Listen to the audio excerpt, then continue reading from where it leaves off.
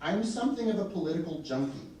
I've always been interested in politics, in campaigning, in the inside horse racing and handicapping of electoral contests across the country. I've always been that way, but because of the historic nature of the last election, I got in a little too deep for my own good. I moved from being a fanatic to an addict. I would spend hours on the internet each day, checking websites of electoral districts in Iowa, scouring editorial pages of small-town newspapers throughout the South, reading the minutes of party caucuses here in Florida and elsewhere. I was in way too deep.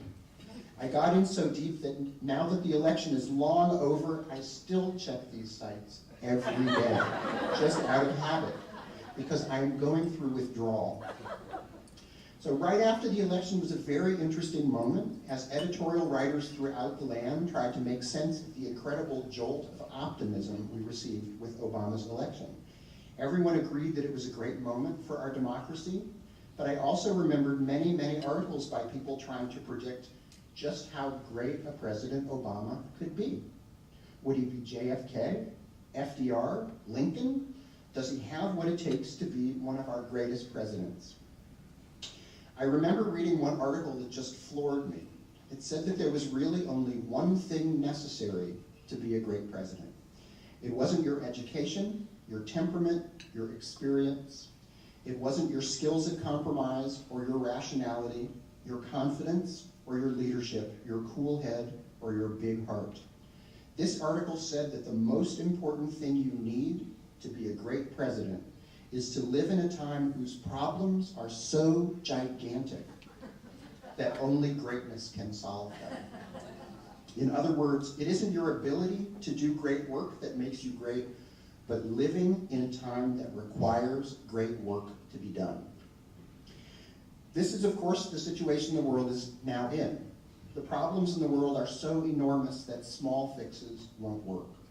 The time calls for courage, for action, but this is also the situation we are in as artists. We are confronted now with huge problems in funding, in audience, in the apparent crumbling of the structures and apparati of the institutions we've depended on for so long. Stocks are down, endowments are down, people are scared. In other words, the time is right for great work, both for our society and for our arts.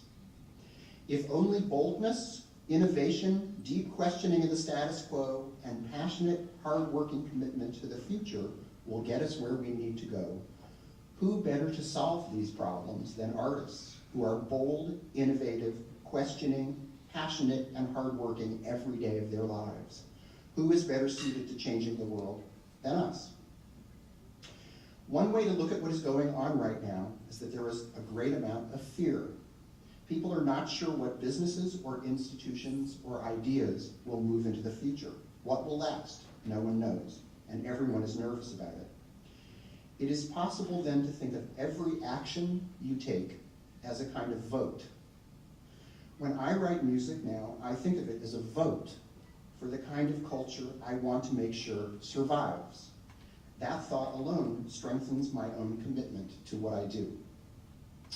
Every work you make, every dollar you spend, every event you attend is a vote for what you want to last. You vote with your money, with your attention, with your enthusiasm, with your love.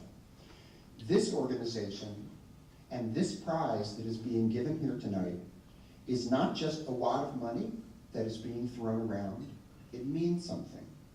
It means that it's a vote. That's what patronage is. It's a vote based on the deep belief of the people who make it that this kind of art and this kind of experience deserves to survive and move into the future. And for those of you in this audience who have voted for the survival of the arts, I salute you. The optimism of that way of thinking is also a beautiful thing.